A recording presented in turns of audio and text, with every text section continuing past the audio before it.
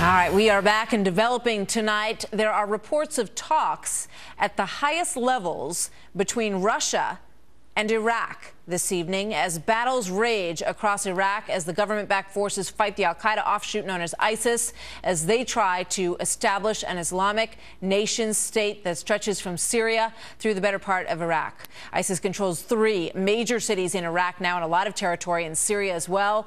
They've also got roughly a dozen of the smaller towns as they march toward Baghdad, which is going to be a major friction point, of course. And Iraq is fighting for control of the largest oil refinery. That is also at the heart of all of this. The State Department confirming that the terror group has entered a chemical weapons plant that was once controlled by Saddam Hussein. Mustard gas, sarin gas, and nerve agents could still be inside. We're going to talk about that situation. And amid this turmoil, President Obama announcing that he will send up to 300 U.S. military advisors to Iraq, but also urging American combat groups will not be on the ground in Iraq fighting again.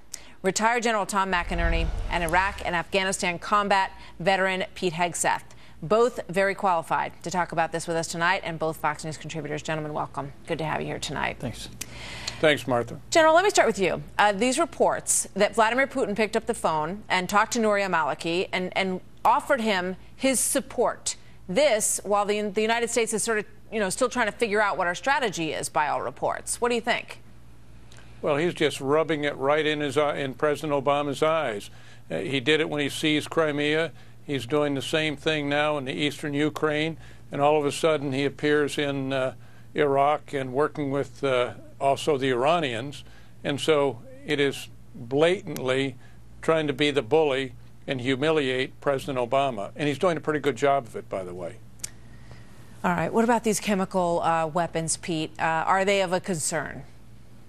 Well, a lot of them are dated. There's chemicals separated. They've been there for quite some time, over a decade, and the ability to put them into weapons grade is not something these insurgents at this point are capable of doing. But when you've got chemical weapons, when you've got an oil refinery, when you've got the Haditha Dam and electric capability into Baghdad under siege, now you've got real capabilities that these Islamists have to put pressure on the Maliki regime. The question is, will these 300, will these special operators brought in as combat advisors be given the latitude to actually fight back against ISIS? We've been told they won't be pulling triggers, but will they be able to be out in the field calling for airstrikes, coordinating assets? That's a big thing. That's a big difference between being on base and training. It looks like they'll be on base. We'll see what the president allows them to do if he really wants to effect change against these Islamists marching toward Baghdad.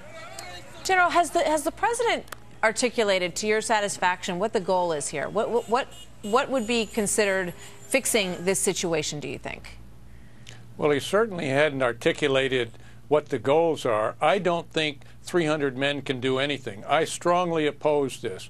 All they are is going to be potential targets and either be killed in action or wounded in action or even captured, or for that matter, it could be a green-on-blue attack on them. And so I see no value to put them over there. For those people that think that can turn the tide was turned, Martha, when we left in December 2011. We handed it over to Iran, whether we like it or not, and immediately Maliki cleaned all the Sunnis out as much as he could, and so the train has left the station. 300 special operation forces, no matter who they advise, are not going to change that, and that won't change until you get a leader in there that can reconcile the Sunnis, Shias, and the Kurds. Boy, I hear a lot of that. Heard a lot of that today. Pete Hegseth, are you in the camp that says, we've done enough. We've lost enough treasure on the ground in Iraq. Let's stay out.